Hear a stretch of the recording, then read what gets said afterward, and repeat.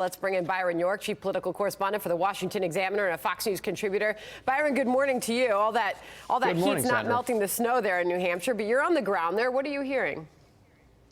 Well, I mean, the interesting thing here is after this enormous screw-up by the Iowa Democratic Party, Iowa didn't really winnow the field that much. We have 5 people here who are fighting it out. But the historical fact is no Democrat has ever gone on to win the nomination without finishing first or second here. And, I mean, it seems to me right now that includes Bernie Sanders and Pete Buttigieg.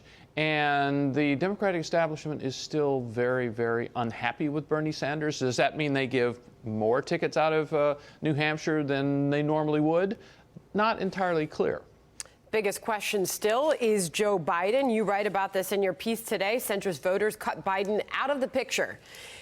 Nearly 1/3 of voters, you write, here remain undecided just hours before Tuesday's primary. But being undecided does not mean a voter is open to any candidate. And that looks like more bad news for Biden. Explain, Byron.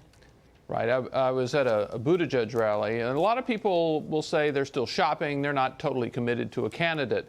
But they have narrowed the choice down. And among Democrats who believe they are centrist, who call themselves centrist, used to think that the choice was between Biden and Buttigieg. And I heard a number of people say they're still trying to decide. They don't really like Elizabeth Warren. They don't really like Bernie Sanders, maybe too far left for them. And I said, well, who does that leave? And they said Pete and Amy, meaning Buttigieg and Klobuchar. And I said, well, what about Joe Biden? And they said, he's too old. I mean, they said that very, very quickly. So what appears to be happening is that some voters who might be Joe Biden targets are now just cutting him out of the picture. And one Democrat I talked to said, I said, is Biden losing support by the hour? And he said, by the minute.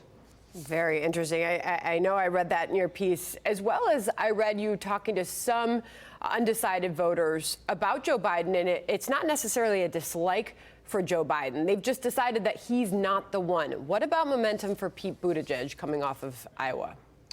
Well, he seems to have that momentum. As you know, the victory in Iowa is contested. The AP didn't even call a winner in Iowa, but the Iowa Democratic Party says that Buttigieg got a little bit more in delegates than Bernie Sanders did, although Sanders won the popular vote. As we know, Buttigieg then claimed victory, and that has really helped him, given him a lot of momentum. He appears to be really moving up. He's moved up a substantial amount here in New Hampshire since February 1st, a couple of days before Iowa, in a much, much bigger position. So now he appears to be challenging at least for second place and possibly to win the whole thing.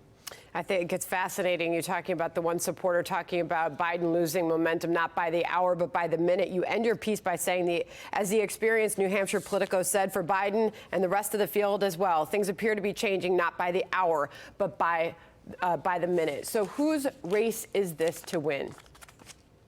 Well, to win, you would have to say Sanders and Buttigieg. So the bigger thing is right now is to lose, because remember, Joe Biden talked about South Carolina, where he has the support of a lot of African-American Democrats, being his firewall. Well, sometimes he might not even get there, or the firewall might not even work if he does as badly here as a number of people seem to think he will. One thing about the person who said Biden was losing support by the minute, all the polls we have, most of them are hours old. Most of them are a day old, 36 hours, 48 hours old. The situation could really change since then. So I'm not sure the polls are giving us an entirely accurate picture of what is happening at this precise minute. That leaves a lot of uncertainty. That leaves a lot of questions. Byron York, thank you.